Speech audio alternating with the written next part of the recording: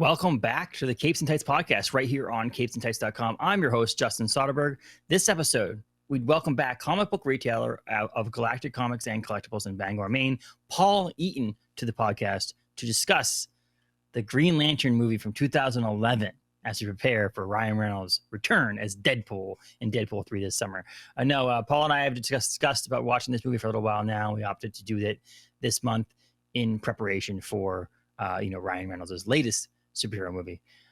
You'll just have to listen and watch to get our thoughts on this film. But before you do, follow us on Facebook, Instagram, Blue Sky, Twitter, Threads, all the stuff out there.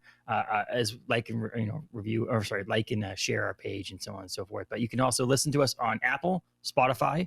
We have a YouTube channel, so like, share, subscribe, all those things over there, as well as anywhere on your major podcasting platforms out there. But so check us out on there. And also we have capesandtights.com, so check that out as well. This is an episode reviewing Green Lantern, the 2011 Ryan Reynolds movie, with my buddy and comic book retailer Paul Eaton. Enjoy, everyone.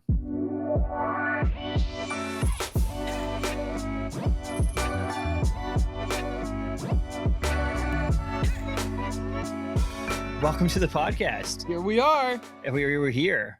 It's just a new software. We get a little troubleshooting. We all felt like we're in our 40s here, for sure, trying to figure this out. Well, I'm 38. It's a struggle bus for me, anyways. You were trying to get it out at 40 plus years old, trying to figure this out. No, this is pretty cool. So, Paul, just so you know, as we're doing this software and stuff like that, you might glitch a little bit here and there, but that's not in the final recording, because I think it's because as it's uploading, it's doing that. But because it's doing this whole uploading thing, it's cool software. I would give them a shout out so far. But if we get to shit on them, I guess it's not a good thing. But Riverside FM is the new software, so if we end up saying this is shit, then it's not going to be good for them. Sometimes I wonder too, here we are in the great state of Maine, and I don't know that our internet's always up to par. Maybe. Well, you wonder that. Taylor and I are looking for a house. Maybe it's really not a software thing as much as it is just us. Well, I was talking to Taylor about getting a new house, shopping right? Has begun? Yes, and the best part about it is that I'm always like, but if we move there, they don't have access to. Can we move somewhere where there's access to fiber, please?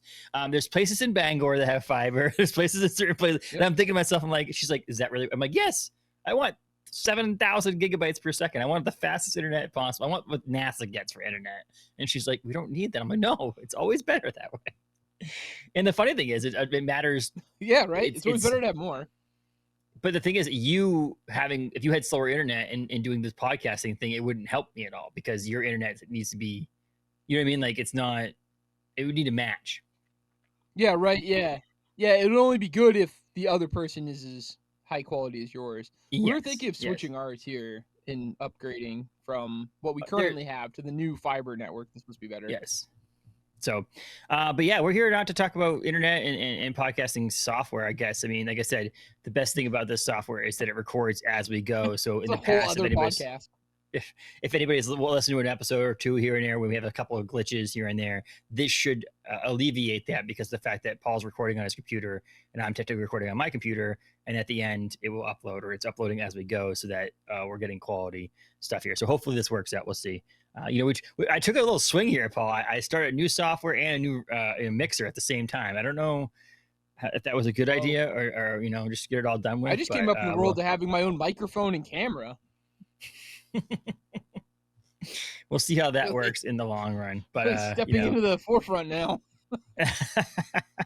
But so we're here to talk Green Lantern. We've been trying to do this episode for a little while, and we thought we would do this. Paul, what was your idea? To honor the greatest actor of all time, Ryan Reynolds. No, to honor Ryan Reynolds coming out with Deadpool 3. Celebrating the release of Deadpool. Let's go with his best hero movie, The Green Lantern. Which is funny. We're going to start off the top. I've talked to you in the comic book shop about this. It's not as bad as people say it is. I'll tell you that right now. And that might be I might be in the minority there, Paul. Yeah. It also has to do with the fact that I'm not a DC fan. Most people know that. You know that. I'm not a huge DC fan. So because of that, I think that there's this, I don't have the preconceived history of Hal Jordan or Green Lantern or anything like that. So like if I'm looking at the historical and that comic probably book helps accurate you a part of lot. it makes it a little bit more just a fun Ryan Reynolds movie. And I'll just get to look at Blake Lively for an hour and a half. So I don't know if that's a negative thing. Oh, and Ryan Reynolds. You're fine with it, apparently.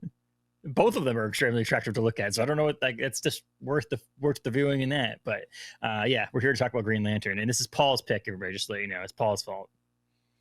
It's definitely Paul's fault. Yeah, this is my fault. That's true. Well, I wouldn't want to pick like a really fantastic movie. So let's pick apart the Green Lantern, even though I'm sure of all the movies we've done, this one's probably been picked apart quite a bit on the internet anyway. Yeah, it has. And there is its faults, Paul. I mean, there's definitely a ton of faults in this, but I don't think it's in the it's not in the same category as the other ones we have. It's like it's because it's slightly more modern because it is 2011. Man Thing. Well, Man Thing was 2000. It's not in the same category as Howard the Duck. No. Or the Captain America, the next movie we're watching. It's just in this weird oh my god. It was supposed to be better. This came out 2011. Yeah. Yeah. And here's the we'll start off with that, Paul, right? The same year this came out. Okay. Maybe one of the reasons why people crap on it so much. Captain America: The First Avenger released. X-Men: First Class released. And Thor released. So you're talking three other big major budget films in the same year. All at the same time that they're up against. This is the worst of all of them, and so that even didn't help it at all. Class as those movies. Yes. Yeah, that's not doing it any favors. And I personally really like Thor. I did not like X-Men First Class anyways. And the Cap movie's the Cap movie. Like, it was great. I don't know. But as far as this movie stands, I am a long-term like Green Lantern fan. I binge read through Blackest Night in all of its like entirety. I love Ryan Reynolds. I don't think in the grand scheme of things that Ryan Reynolds is the greatest casting for Hal Jordan, and I think that's some of the problem with the movie. If you're a DC fan, he's just not Hal Jordan. It's kind of like watching Ryan Reynolds get a ring and join the Green Lantern Corps. He doesn't scream Hal Jordan just the whole time. It's just you're watching Ryan Reynolds. And he doesn't seem overly comfortable in this. You know what I mean? He seems a little off, a little awkward in the role, maybe. Yeah, I mean, Paul, Ryan Reynolds, the reason why he does so good at Deadpool is because it's basically Ryan Reynolds. You know what I mean? Like, Deadpool, Wade Wilson is Ryan Reynolds. And that's why I feel like this is different, because this is more Ryan Reynolds trying to play Green Lantern, and that doesn't seem. But I mean, what else did he do? I mean, obviously, he was the shitty version of Deadpool, right? I mean, he was the shitty version of Deadpool. Oh God! Prior to this, he was in. Watch that movie. I thought about that movie too. He was in Blade Trinity, obviously, but he wasn't like a major star in that movie. And then he was in a lot of like romantic comedies, right, and comedy films and things like that. So like the movie he made 2 years prior to that was a movie called The Proposal. With what was her name? Is that Sandra Bullock? Yeah. Taylor really likes that Sandra movie. Bullock, yeah. And the same year he came up with The Change Up. It's something. And so like there's not this like. Oh God, I forgot about that movie. That was Jeremy Renner in it, right? Yes. Yeah. Which actually, I was thinking this morning, like if I was going to have cast Hal Jordan at that time, I might have considered like Jeremy Renner for the role. I feel like he might have pulled off Hal Jordan a little more. He was too busy getting ready to be Hawkeye. So I feel like that's one of the things. Ryan Reynolds is great if he's like, just let him be. You know what I mean? Let him be funny. Let him be crazy. And Hal Jordan's character's not really that way. Hal's a lot more like of a serious character.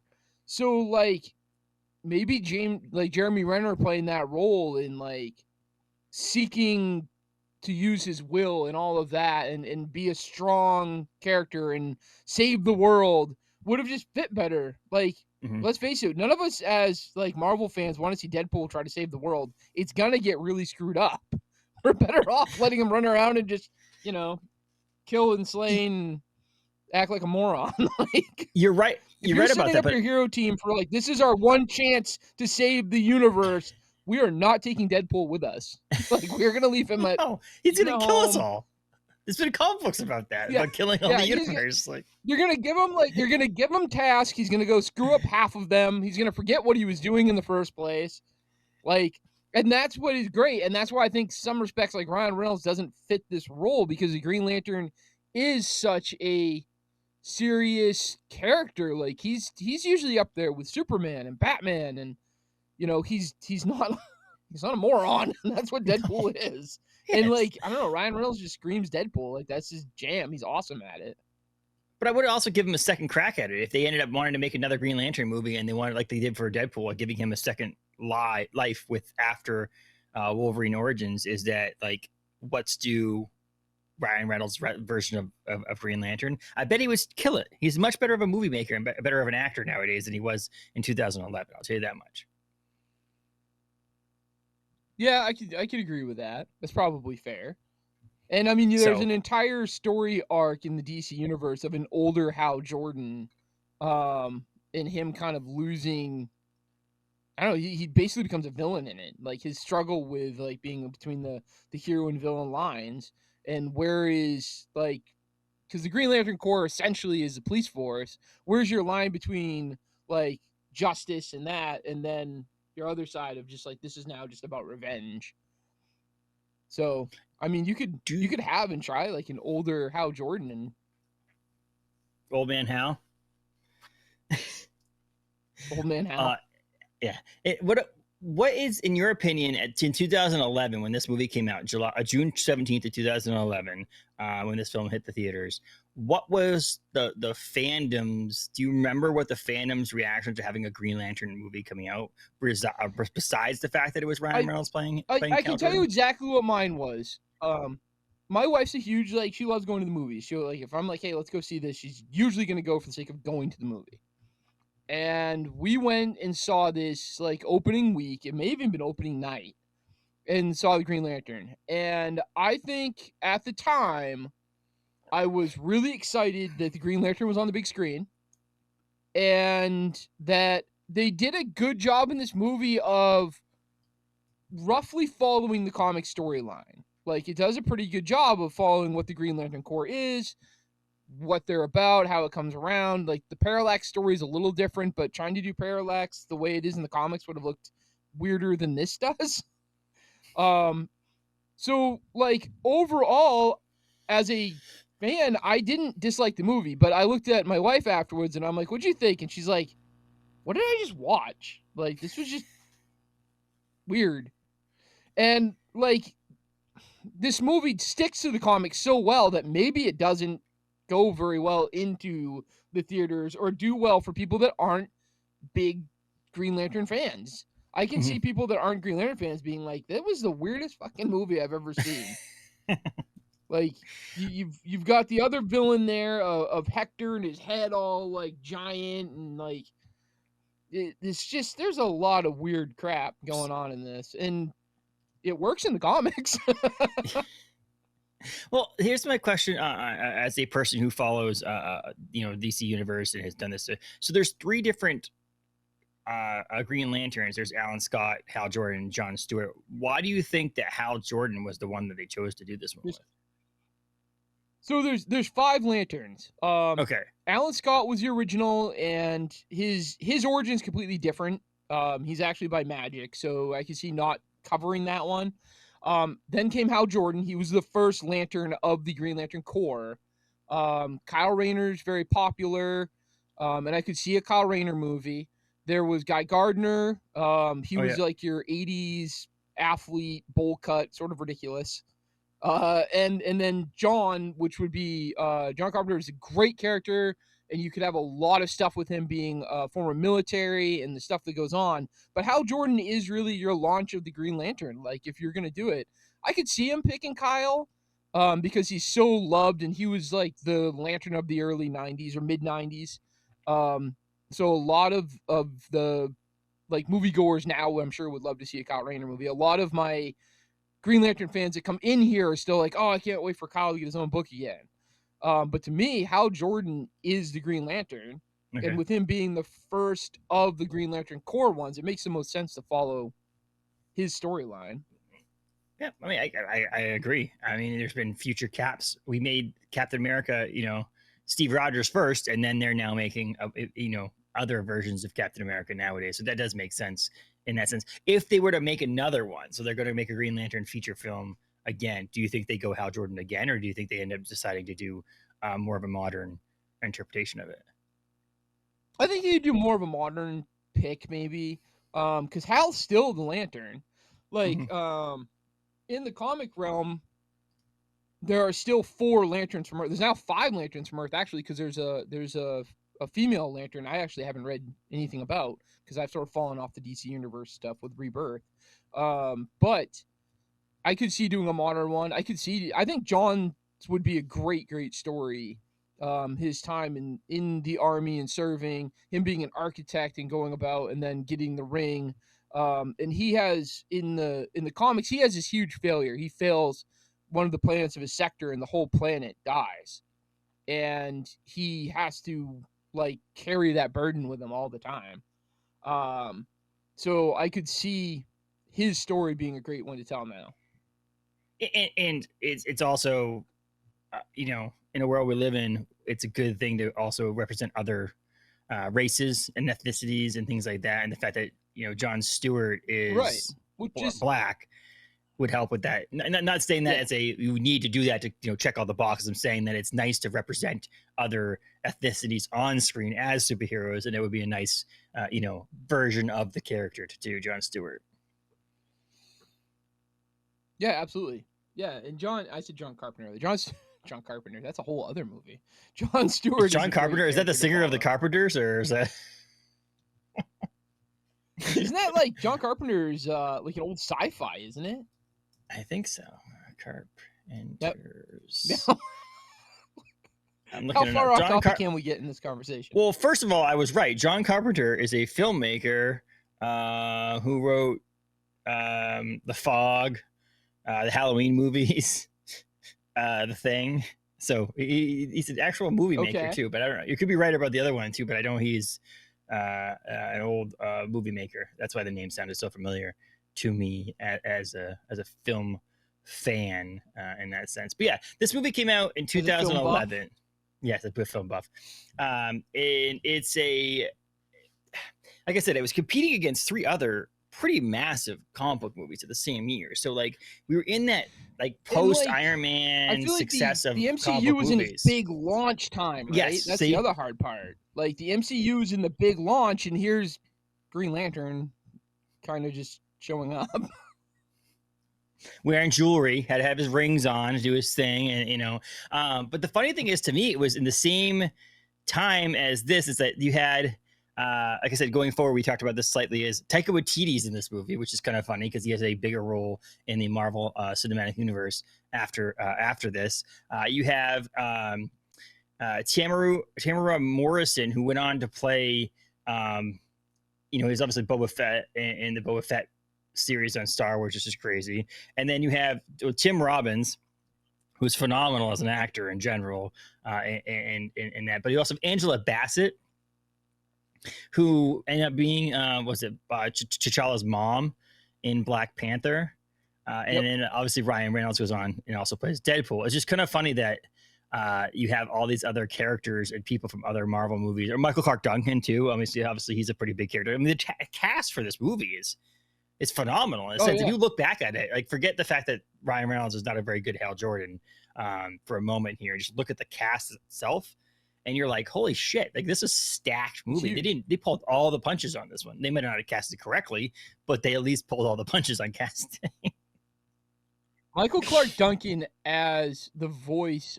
Oh my god, I'm drawing a blank. What is the matter with me this morning? We took forever trying to get the microphone to work. Yeah, probably. Was he in Green Lantern? I don't know these characters' names, so I'm looking it up right now, people. I should as a Green Lantern fan, but I'm drawing a complete blank. Kilowog, there we go. Thank you. Yeah. As Kilowog was the perfect casting. I think reading the Green Lantern books, that's the voice I pictured, was probably Michael Clark Duncan's. Because he's this giant, intimidating being. He's always just going to be the guy from Green Lantern, in my opinion. Like alien that could, you have an alien that could crush you without the ring on. But yeah, like it's like Green. I was at Green Mile. He's always in these movies with green in it. He's always going to be that like Michael Clark Duncan in green movies. He's going to do like Green Hornet next or something. So I think he was better cast as this than he was as Kingpin. If you want to throw that out there. Yeah, good point. So it was written by Greg Berlanti, Michael Green, which is kind of funny if you'd asked him Green and doing a Green Lantern movie, Marc Guggenheim, Michael Goldberg, or went in with some edits at the end there. But the funny thing is, we talked about this too, like how people didn't like this movie so much, but the guys that wrote this movie went on. Michael Green went on to do Logan. He wrote part of Logan. He did Alien Covenant. He wrote a bunch of episodes of Smallville. He wrote a Blade.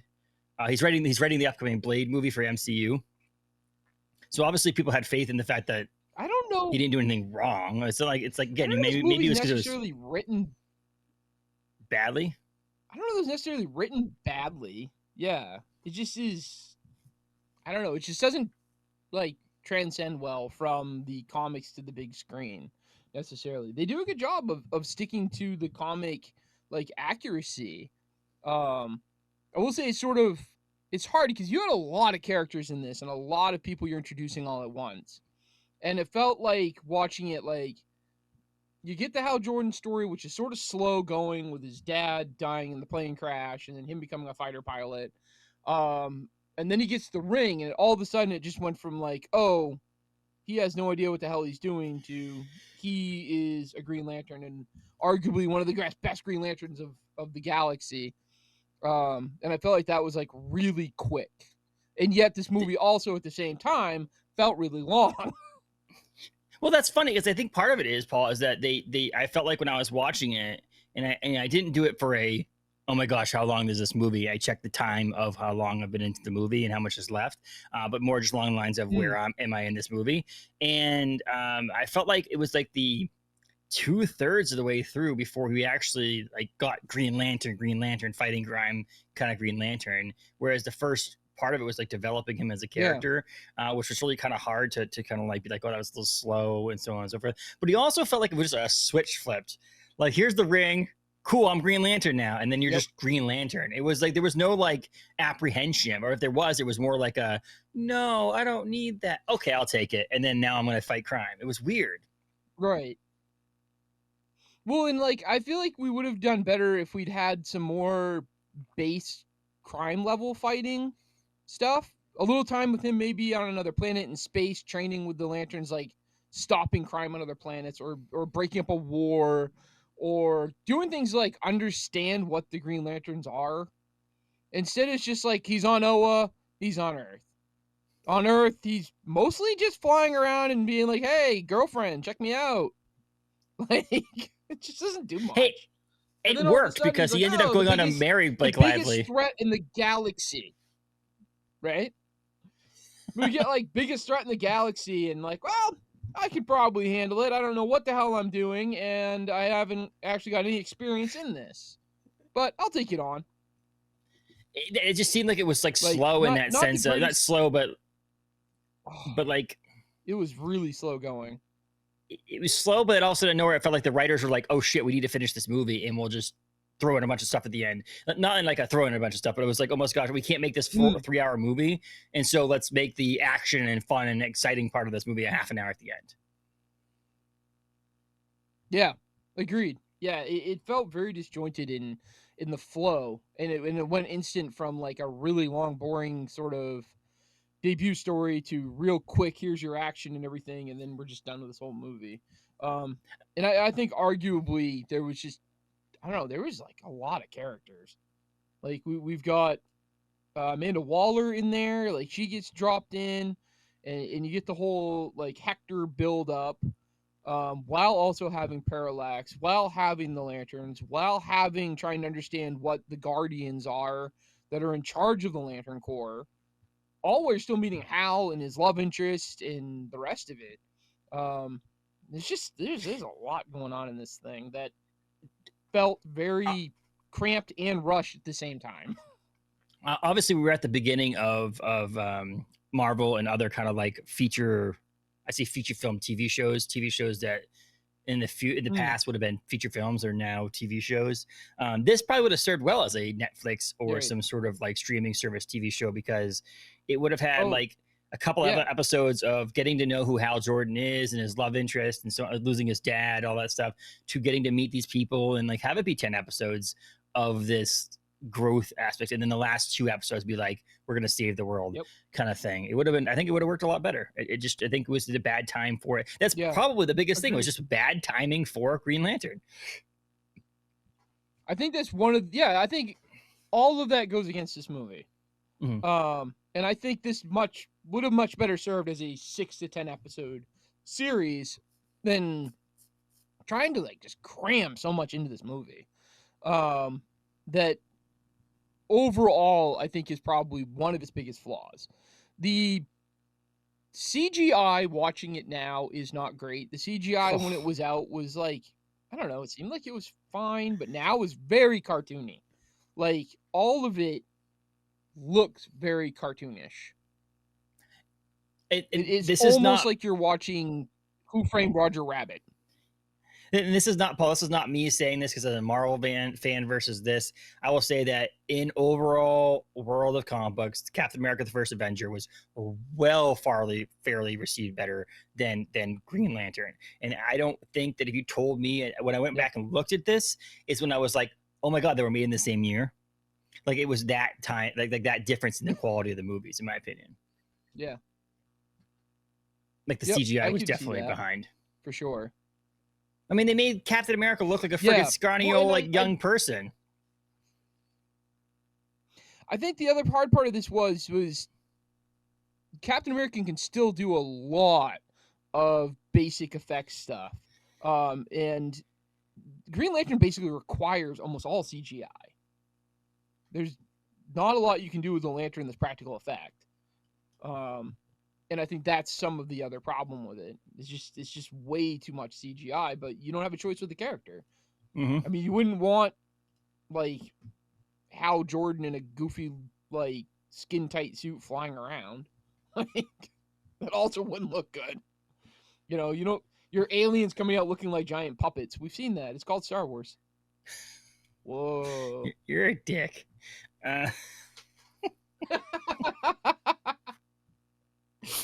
But yeah, I just think there's like not one huge glaring mistake for this movie, and I think that part of it maybe, like you mentioned earlier, it is so comic book accurate that's almost a turn off to the point where like people aren't like the fringe people won't really understand what's going on.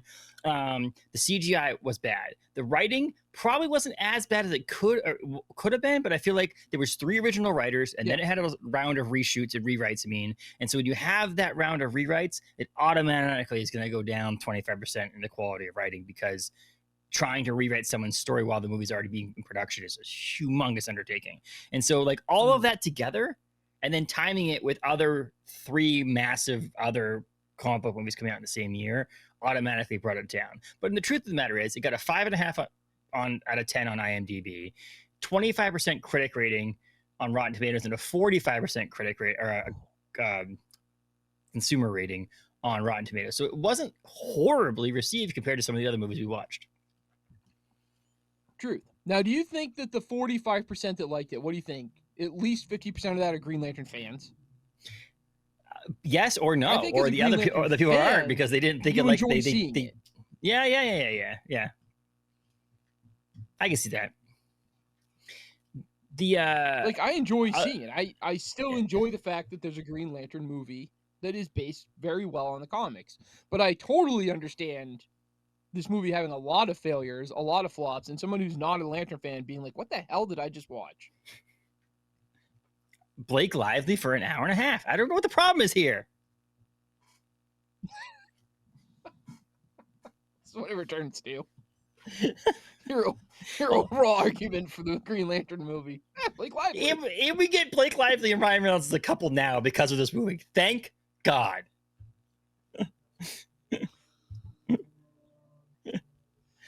Oh God. So bad. I'm so bad. it seemed clunky. I actually just read a comic book recently that comes out. Is it this week? I don't know. It comes out soon. That was called Profane. The comic book. It comes out from this week. Boom. Yeah, and it's clunky as hell. I like the story behind it. I like everything about it, except it just felt read really like, I don't know. I just read like, I've read other comic books where you feel like you're missing a page. Every once in a while, I think that in an advanced PDF that I get, that there's like some reason they exported it incorrectly and they're missing a page. I felt like that in there, and I felt like maybe that has something in this Green Lantern movie too, where it just felt like it wasn't as smooth as it should have been. It was clunky. It was jumping here and there. It was funny when it didn't need to be funny. It was trying to be the Marvel funny, but not correctly. I think DC movies as a whole are like that. Now, I think they are like, oh, we got to have humor because the Marvel movies are funny and people like it, and then they do it wrong. Like, I think that is an overall like deal in the DC movie universe is poorly placed humor. Is Green Lantern now the Fantastic Four of the DC universe, where they're like scared to redo it? Ooh. I could kind of see that. Yeah, probably. Of all of the DC movies that have come out, besides The Flash, which is just like a hot mess. But I could see that Green Lantern being like, let's not maybe touch that. Mm-hmm. Let's go do other things for a while, and we'll just kind of put the Green Lantern on the back burner. Because Which is funny because it kills it in the animation side of it. Oh, yeah. Yeah, DC animation's terrific. But there's like a ton of DC animation for Green Lantern. There was the animated series. There's all these different movies. I think they just came out with one more recently that dropped a feature film. I think it had John Stewart in it in 2022. I think it was. I saw. But like, so the animated side of Marvel or of the DC is actually, the other. Did you know that in that year that this movie came out, there was the animated series was going on, and I bet people like the animated series better than like the movie. Probably. The animated series got an 8 out of 10 and 100% rating on Rotten Tomatoes. And then the feature film, which cost millions of dollars to make. So, Paul, did you know? Yeah, did you see what the budget and the box office was on this movie? Did you look that up before you started recording? No, I was going to. I was curious about that. $200 million budget, and it made $220 million in the box office. That is. Do you think it lost money? That is not a win. I am willing to bet it did. So, man, at the time too, what did they spend all that money on? Like special effects, probably. I mean, back then it was probably more expensive to make movies. But yeah, I was gonna say it's got to be special effects, and then like the cast, because it's so heavily casted. But besides that, was what, like hookers and blow? Exactly. What are they doing with all this money? Taika Waititi's expensive, okay, guys? Sad to say, but they didn't make a good movie with it. Yeah, I don't know. It's a movie that, like I said, it's always been that kind of redheaded stepchild for the DC universe in a already bad freaking movie universe that they have, to make this movie that, and this is not one of those ones you can blame on. I don't think you can blame on the time it was made or having to quickly make it to retain the rights or any of those other reasonings and excuses we have for other movies that we watched on this podcast. This movie was just bad, and but not as bad as I think, like I said, as people put it out to be. It's just bad, and it's one of those ones that it might even have a 25% critic and a 45% Rotten Tomatoes viewer score, because of the fact that it gets that little bit of a bump because it's a superhero movie and people were really into it in 2011. Yeah, that's fair. I see here reading they also spent a bunch to try to do this as like a 3D movie. And I know like the 3D effects were so over the top at that point in time. And I could see them like adding extra scenes for the sake of that.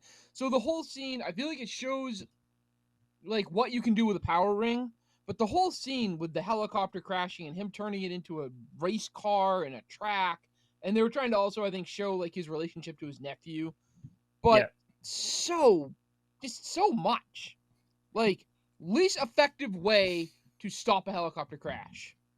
Like, and that had to have been, a lot of that had to have been getting into that 3D effect of like, oh, it's going to pop out of the screen. You know, we're going to have this look like it's coming right at you, but it's just ridiculous. The scene is just ridiculous. I'll tell you right now, one of my least favorite things that's ever happened to Hollywood in going into movies is 3D, the invention of trying to do 3D movies, because I don't like, and I already don't like wearing glasses in the first place. Like I have a trouble already wearing sunglasses because I just feel like I just don't want things on my face that will fall off. And then you add in top of that, and I don't mind. I will wear glasses. I do like the look of glasses. Like I like when Taylor wears glasses. I think she looks beautiful in glasses. But I think that wearing glasses to go see a movie doesn't seem very fun. Those people who do wear glasses having to wear a second set of glasses to go see a movie. Forced to. Yes. And then on top of that, you have the making of movies to make them look 3D. And so the shots are rendered, and shots are cinematography.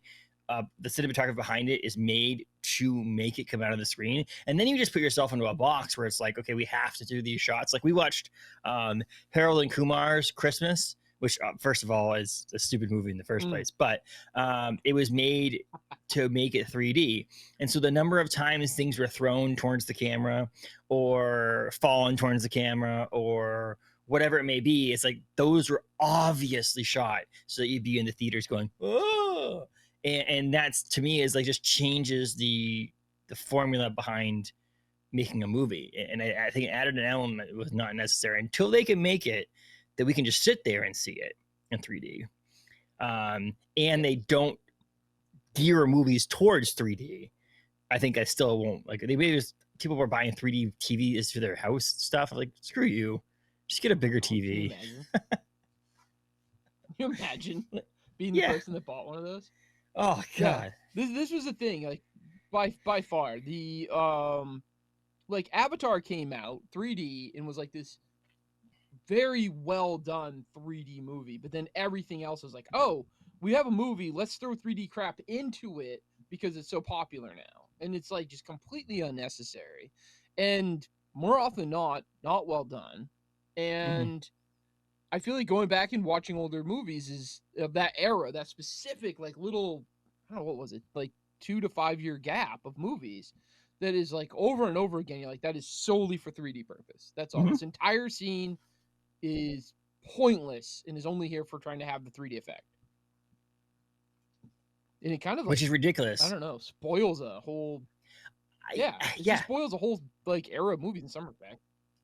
It's one of those things that, like, okay, like for a while they were releasing movies on Blu-ray and DVD and so on and so forth. One's high quality, one's less of a high quality, and so on and so forth. But like when you start making things in 3D and then trying to film in a way that like, oh, we're putting the money into making it 3D, so we might as well make some shots that people go, whoa, in the theater. And then it loses that because no one at home, or not no one, but the small majority of people, or sorry, minority of people had a 3D TV at home. And so it's like, at that point now, what's the point?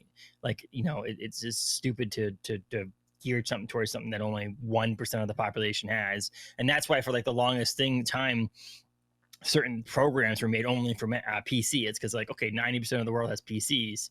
So let's make a program that only works with PCs because I'm only losing 10%. And that's like one of those things that making a movie that only hits 99% of the world doesn't have a 3D TV at home. What's the point at this point? You know what I mean? Like, I don't know. And maybe it was because Avatar made so much freaking money that it was like, let's just follow their, you know.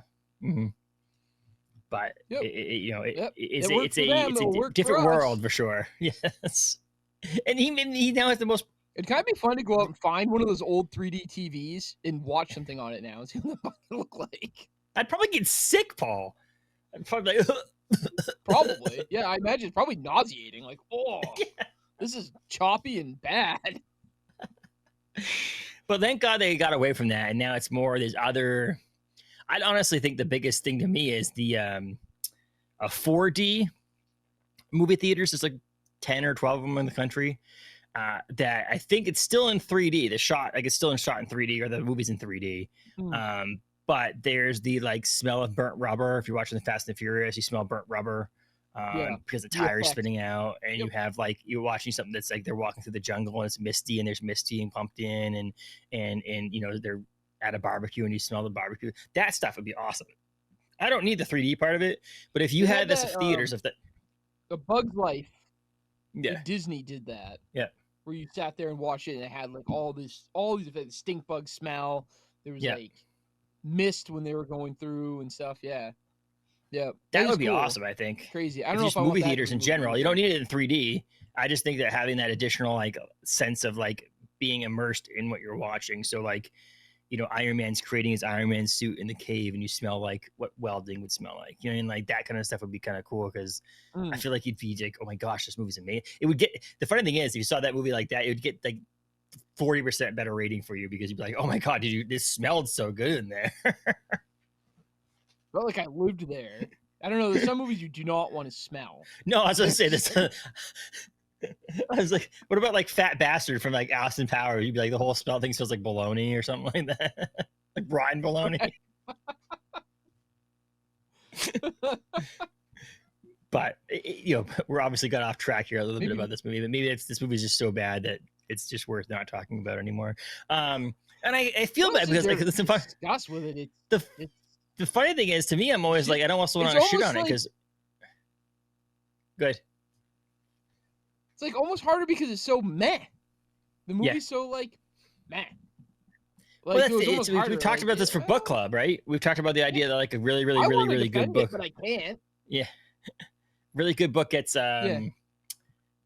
you know, short book club because people are like, oh, that was good, it's good. Yeah, everybody liked it, cool. Everybody, let's go home. And a really bad book is like people like always shitting on it and trying to do this. And then the one in the middle is kind of like yeah, it was good. I don't want to say anything great about it, but it wasn't that bad that I didn't want to say bad things about it.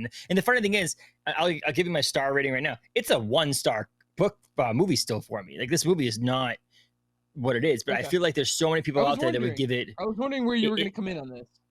The funny thing is because there's so many things. I actually looked it up. There's a movie I added to our list. Max Steel. Yeah, it's a superhero movie that came out.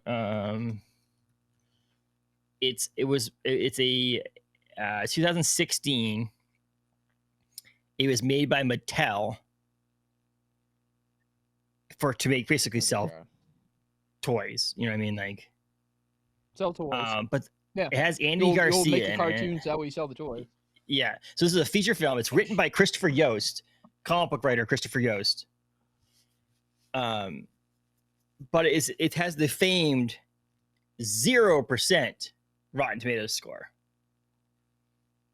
So there's like 25 movies in history that have had a 0% Rotten Tomatoes score, and this is one of them.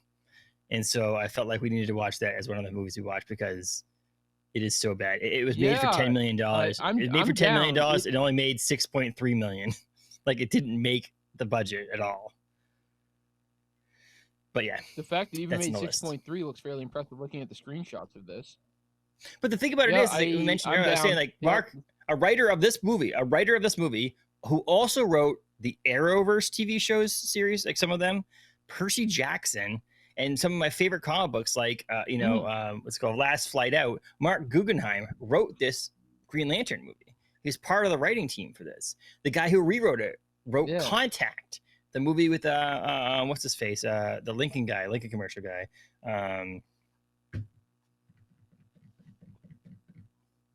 Matthew McConaughey. I've never seen Contact, apparently. And Jodie Foster's in it as well. Oh God! I'm playing the trailer for Max Steel. There you go. And then he wrote Harry Potter: Order of the Phoenix. So like the guy, like there's a team that's on this movie to write this movie. It was a great all-star team if you think about it. Same thing with this Max Steel. Like Christopher Yost is a wonderful writer, and then he just screwed it up somehow. The other movies, Paul, all right, so you are. Hold on, 0%. You go ahead and talk. All right. So you're 1 star on this. So I'm willing to bet you. In 2011, I was probably like 3 stars. Like, yeah, it's it's not great, but it's not horrible. I think now I'm probably 2 stars. I don't know, maybe the romance is gone. I would go. I think I'm 2 stars on Green Lantern. Like, I don't even know that I'd tell somebody they need to watch this movie. Even like another Green Lantern fan, if they were like, "Oh, I love Green Lantern, I've never seen it," I'd be like, you probably don't need to. Yes. Well, yes. So 1.5 stars between the two of us. I think that makes sense. It's not, like I said, it's not a horrible movie. And I do think that if my son watched it at like age 10, it wouldn't bother him. It wouldn't be like, oh my God, this movie's horrible. It would just not be, it's not for the sophisticated comic book viewer nowadays. It's kind of not for anyone, to be honest with you. That's kind of the problem. Again, an hour and a half of Blake Lively. It's worth it. So on this Rotten Tomatoes thing, Paul, so you've got Hard Kill that came out in 2020 with Bruce Willis. Is a 0% Rotten Tomatoes score. We've got Gotti. Never heard of this movie. Gotti that came out in 2018 with John Travolta. You've got Max Steel. That movie. You've got The Ridiculous Six with Adam Sandler. I vaguely recall that. So there's a bunch of them on there, and basically it's that it has to have a minimum of 20 critic reviews, and not one of them has to be positive reviews, and that gives it a 0% Rotten Tomatoes score. And so there's like, I don't know, there's like probably 25 on that list. Does Max Steel have the potential to be the worst movie we've watched? I would think so. Paul, you've watched the first half an hour of this Captain America movie we're doing next, so there's a chance that's the worst movie we've ever seen. But I would think that the problem with Max Steel for us, Paul, is the fact that it has zero expectations. With zero expectations, we're going to have fun watching it, if that makes any sense. Like all the other movies, we at least have some expectations. I'm sort of looking forward to it sucking, honestly. I feel like this might be one of the ones we need to do in person. The catch is going to be... Right, yeah, 100%, yeah. Oh, we got to do like a Queen City Cinema Club or something like that and do it like in person. Hell yeah. Yeah, hell yeah. It's probably going to need a beer to get through it. I think some of it's going to be the fact that it's modern enough that it doesn't get forgiveness and that they spent too much money to make it, obviously. Mm-hmm. Those are going to be the things that are going to like go against it right off the bat. So, like, this Captain America movie is horrible, and I'm excited to watch more of it and compare it to other 1990 movies and what else was out there. But it's always going to get probably at least a little bit of forgiveness for the fact that it was 1990 and it was what it was. You know what I mean? They didn't. Marvel wasn't big. There wasn't a lot for Marvel going at the time. So, like, they took a shot, even though this has been horrible for 30 minutes so far. I can only imagine what the next hour is going to be like. It's so bad. Oh, Jesus. Like I said, there is some redeeming qualities to the fact that there is some like small things in there that we're going to talk about when we talk, but it's just kind of funny that the movie is so bad. Like, I don't know. It was just one of those things that like all the other movies we watched, like, okay, we can get through this, so on and so forth. And I was expecting this to be bad. It's just way bad. It's just really bad. And I'm glad that I watched like back to back with this Green Lantern, the same thing you'll do, because this made Green Lantern a little bit like worthwhile watch. I think that's going to be another hard part of the Green Lantern, is it falls in the same category. They spent a small fortune making this movie. I mean, they spent more money than I'll make in my lifetime making this movie, and it's at best years later, meh. They threw it all away. That's going to be, that's the problem with the Green Lantern movie. Yeah, it doesn't get forgiveness for that fact. The fact they spent $200 million making this movie, versus the Captain America one, like they spent $12 and bought the cast lunch. Like, okay, here we go. Ready for some reviews? Oh boy. Here, I'm gonna rattle them all off, like one or two at a time, and you'll get there on this. So, What a tragedy.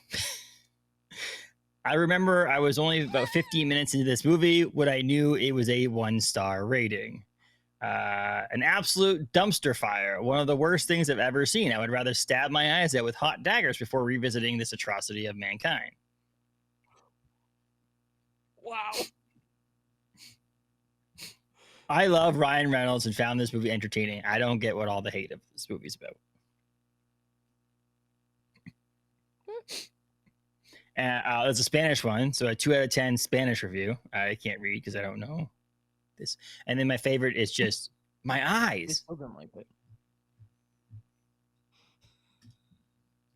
I will say, Paul, that I give them credit on calling out the fact that he's trying to disguise his identity with a freaking eye mask, and Blake Lively's character is still like, how? I've known you forever, and you thought that was going to disguise who you are? And the way you talk and the way you act and your mannerisms aren't going to give it away that you're this guy. And she also accepts it too easily, too. That's the other thing. It is complex, and we've lived this life for a while, Paul. But she's just way too easy to get like, oh, you're a superhero now? Cool. Yeah, you're an alien.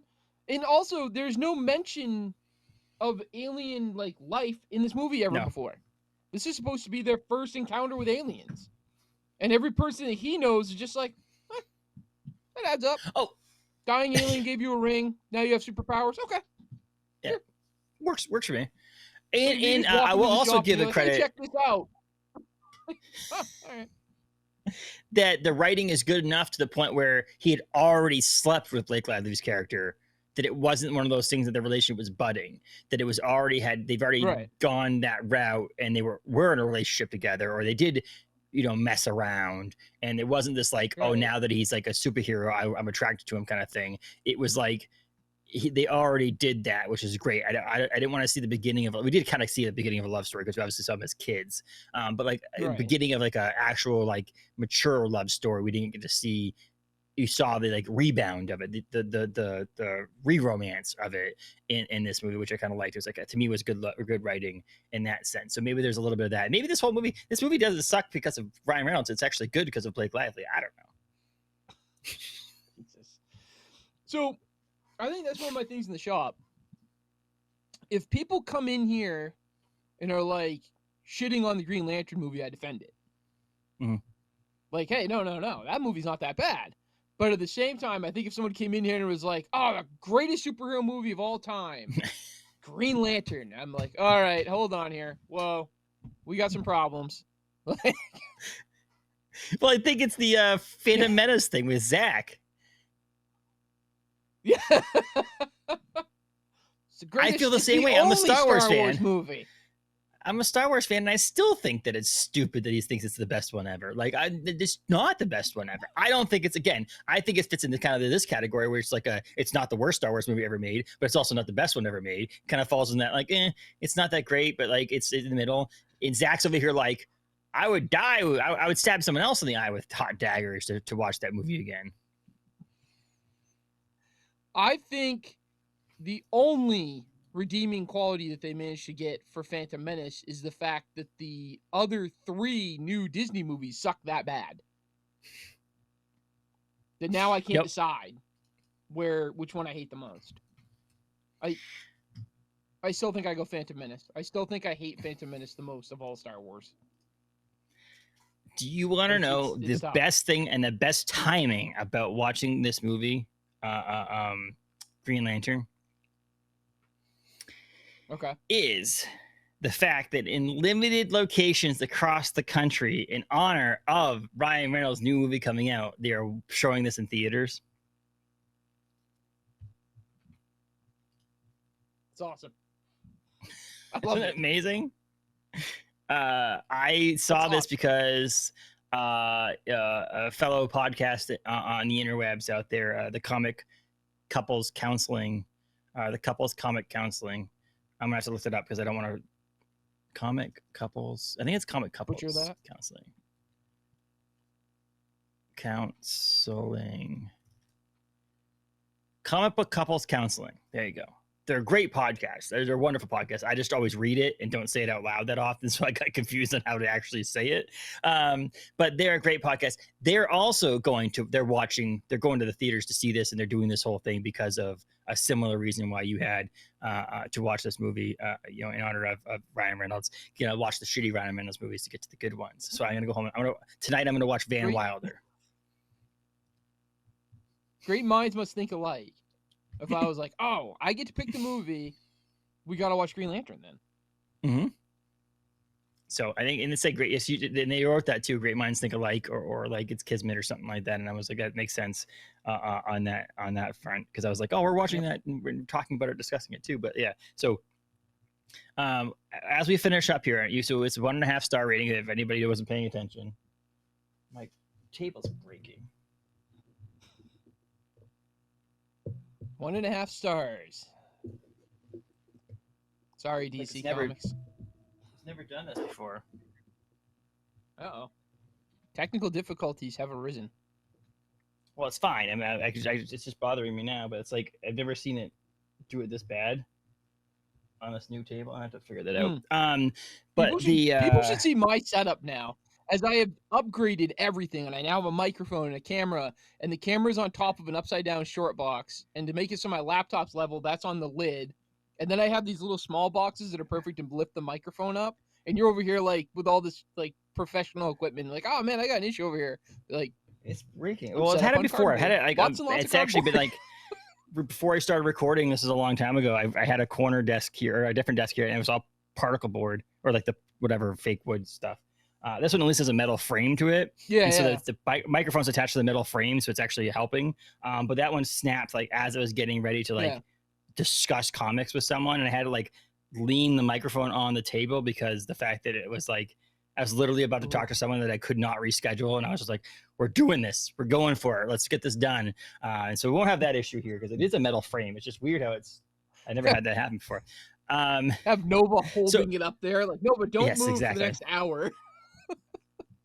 So out of the Ryan Reynolds movies that are out there, I don't know. I'd rather watch The Proposal than this movie. So there's that for you. And I think you all should watch Van Wilder. I guess I'd have to watch The Proposal again. Van Wilder's great because it also Van Wilder. Oh, it's a National Lampoon's movie from 2006. No, 2002. I was gonna say. Features Cal Penn, which is the second time I mentioned Harold and Kumar character on this podcast today. It has Tara Reid. So, famous Tara Reid. And it's about being at a college. It's a stupid National Lampoon's college movie that profited better than this movie did. It was made for $5 million and it brought in almost 40. So that's a $35 million increase, and this is only made $20 million. Gross profit side, they did better on that than they did on the Green Lantern. All right, I will say Just Friends. Oh yeah, or Waiting. Yeah, Just Friends. Yeah, or Waiting. I would much rather watch Just Friends for a Ryan Reynolds movie than to rewatch the Green Lantern. Yep. Like that movie's hilarious. Just Friends and Waiting came out in the same year, actually. As he did his remake of the Amityville Horror as well. Yep. Oh, that was even better. I'm not a huge horror movie fan. That movie was creepy as hell. That wasn't bad. It was. Third reference to Harold and Kumar. Yeah. You ready? He was Ryan Reynolds was a male nurse, and Harold and Kumar go to White Castle. So he's actually in a Harold and Kumar. I watched that I think I watched that movie when it came out. Like when it was released on VHS DVD release, and I watched it then and was like, I don't get it. Like I just did not understand the interest. Okay, so my favorite Ryan Reynolds movie is probably, it's got to be Deadpool. Okay. After that, it actually might be Detective Pikachu. Oh, he is great, Detective Pikachu. Yep, that's fair. So it might be that his fair. two best movies out there are a Marvel movie and a Pokemon movie, which is like, you know what, it's right up your alley there, Paul. People can go shop for Marvel stuff and Pokemon stuff at Galactic Comics. Yeah, it's like the two biggest galactic comic entities practically. Ryan Reynolds is actually a wonderful actor, and we are very happy that he is doing Deadpool and Deadpool 3, which comes out this summer. We're excited for that. If you want to gear up, it makes it even better to watch really shitty Ryan Reynolds movies, so that when you go to watch Deadpool, it's that much better. That's what we're trying to tell you right now. And yeah, so much better. 1.5 stars. I will watch Deadpool for all day. Green Lantern. You probably, if you're a Green Lantern fan, you probably want to watch the animated stuff before you want to watch this stuff. But pop it in, watch it if you haven't seen it, and watch this. If you're a fan of Blake Lively and Taika Waititi and Michael Clark Duncan, again, another reason to watch this. If you're a fan of all the other actors in it, yeah. I don't know why you want to put this in. Do you have a listing? Well, no. Yeah, I don't have any reason to watch it either. Do you have a listing of our reviews thus far? Like, I can look it up. 1.5 still got to beat other things, right? I want to say 1.5 still has to be better than some other things we've watched. Yeah, I don't have a listing right on me, but I can look it up really quickly. So while we're talking here, we can discuss that. We should have this sometime. We should try to keep an ongoing to know exactly. So obviously, it wasn't the Star Wars movies. It's got to be better than. Wasn't Star Wars. Definitely not up there with Dick Tracy. No. Doctor Strange was a 2-star. Punisher was a 3-star. Oh God, Doctor Strange is better than this? Yep. Wow. I kind of feel bad now. Okay, so Generation X we gave a 1-star. Okay. And then we have, I'm just clicking on these things on the website, so it might take a second here. Howard the Duck was 2 stars. 2.5 stars for Killer Clowns. Man Thing was a 1-star. Oh, Killer Clowns is awesome. Yeah, wait, Killer Clowns only got 2.5 stars? Yeah, because I think you gave it a 3, 3.5 or something like that, and I gave it a 2, so it was like... Yeah, that adds up. But I think it's different. I would say... There's a scale on this, Paul. It's like, it's like rating TV shows and movies in the same category, in my opinion, because they're just different things. Like this is a movie that would have been, if this movie was made, obviously special effects aside, because obviously you couldn't use the special effects you did in this movie. But if this movie was made at the same time as Generation X, or as Punisher, or as all those other ones, it probably would have gotten a 0-star. Or sorry, probably would have gotten a 4-star. I'm sorry, the opposite. Would have gotten like way big star because the story. But when it was made, I think has to do with the quality of the movie. Like everybody else was making pretty good quality. I know you didn't like. I'm a big Thor fan, but I definitely would have given Thor better than this movie. And you're a fan of the Thor, so that movie came out in the same year. So you have to kind of like show that into it.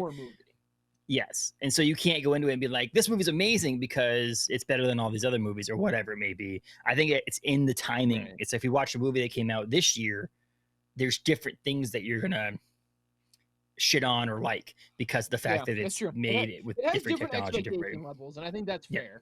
The fact that in our rating scale that this came out lower than Doctor Strange is a little sad. And to clarify for everybody who doesn't know, it's the Doctor Strange from 1978. This is not the Doctor Strange movie with Benedict Cumberbatch. 1978 Doctor Strange. This is the really bad Doctor Strange that actually was. The original Doctor Strange movie with Benedict Cumberbatch is way better than this Green Lantern movie.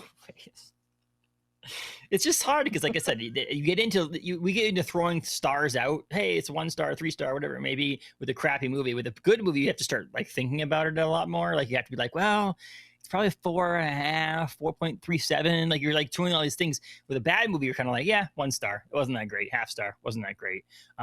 But we don't do 0 stars.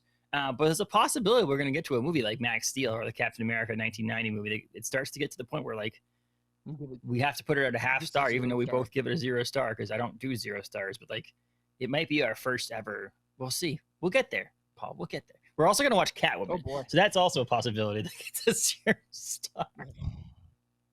God. I'm gonna probably say the same thing in that movie, Paul, where I'm gonna be like, "Hey, but we get to watch Halle Berry for an hour and a half." God. I don't know that it's gonna like still raise that movie up any though. No, Blake Lively did raise this movie up. I will say that. Catwoman, probably not. God Almighty. Yeah. So check that out. So yeah, Paul, Galactic Comics and Collectibles is on Hammond Street in Bangor, Maine. This doesn't come out before Galacticon, but Galacticon went wonderful, didn't it, Paul? Oh, it went off without a hitch. It's just smooth as can be. God, fingers crossed. But no, yeah, so you can check out Galactic Comics on Facebook, Instagram, all those things as well.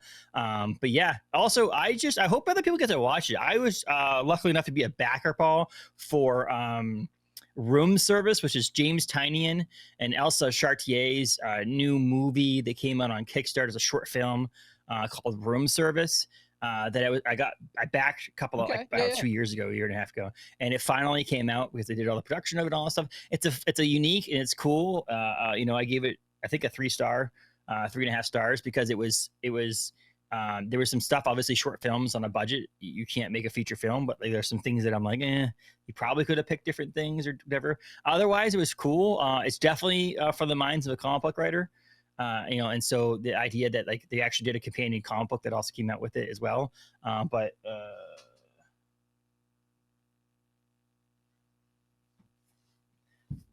They came out. This is the art book for it. If anybody's watching, it's called Room Service.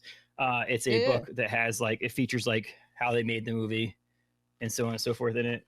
And it came with a poster and a thank you and a bookmark. But that was pretty cool. So I hope people get to see it. It's called Room Service from James Tynion the fourth and Elsa Chartier, who are both comic book legends in my opinion. So check that out for sure if you can, if you get a chance to. If it comes out, I think it's kind of. I don't think they would just do it just for Kickstarter. So at some point they'll probably do a wider release for people once people who are Kickstarters got a chance to watch it in the long run. But yeah, it's fun. Yeah. I think. Oh, Paul. Also, I cheated on you. Oh, no. So BAM opened in Bangor, Maine, the new BAM. They moved across the way. I didn't even know that yet. And they did buy one, get one half off on graphic novels. And I wasn't going to buy anything. And then I was walking through and just doing things. Did you end up getting this one, the Tales from Hawkins? Do you know? Probably not. I don't think so. I was ordering a lot of them, and then like Stranger Things kind of fell, so probably not. I got a quote on the back of it. Oh, sweet. So now I got Stranger Things, and then I was going through, and I didn't realize that in Creed around the next round, I got a quote on the back of too. Really? Holy smokes! You're gonna end up like having an entire bookshelf dedicated just to Paul quote. It's up to 15 in person. There's a couple more coming, but it was just kind of funny. I was like, oh, I'll get maybe. And then I was like, well, I got to buy these. And I feel like I got a deal on them. And so I was like, I'll grab them here. And we were buying something else too. But yeah, I was laughing because I'm like, I got to tell cheated on them. Necessarily would have bought for sure. No. And I got them for like $12 a piece instead of the 20 or whatever they were, $18 a piece. So, but yeah, it's just kind of funny. I'm like, oh, that's crazy. And I wouldn't have bought. Like I said, if my quote wasn't on the back of it, I wouldn't have bought them for sure. But yeah, it's kind of funny that I got them. And now I'm on a boom. There's a boom one that's Stranger Things. Like, come on, man. Like, yeah, Stranger Things is a big release. Yeah, there you go. Sick. Paul. Yeah, I think next talk is Captain America from 1990. Oh boy, I can't wait to spend another hour watching more of this movie. And then I believe after that is going to be, I think our plan is to do a TMNT movie, which again will be one of those ones that the first TMNT one, which Paul, Adam, and I did in a couple of years ago, but I thought we'd revisit it. It's the 40th anniversary of the Teenage Mutant Ninja Turtles, and so I thought it'd be kind of a fun discussion of doing that movie, not the 40th anniversary of this movie, but 40th anniversary of the Turtles itself. And so I thought we'd discuss the movie and itself. Yeah. So, and we'll do that, and then we'll do Catwoman after that. Well, God. And yeah, can't all be we'll winners, I guess. Nope. We'll have some fun on that for sure. But yeah, Paul, it's always been fun. Heck yeah. Appreciate it. I hope this went well. I hope we actually recorded this because this is a new software, and I hope it actually worked. Yeah, we'll see. We'll see when it's all said and done how this actually even came out. We might have to go back. We'll have to do it all over again. Whatever. Just kidding. Try to hit Thanks, the highlights Paul. here. All right, see you, Justin.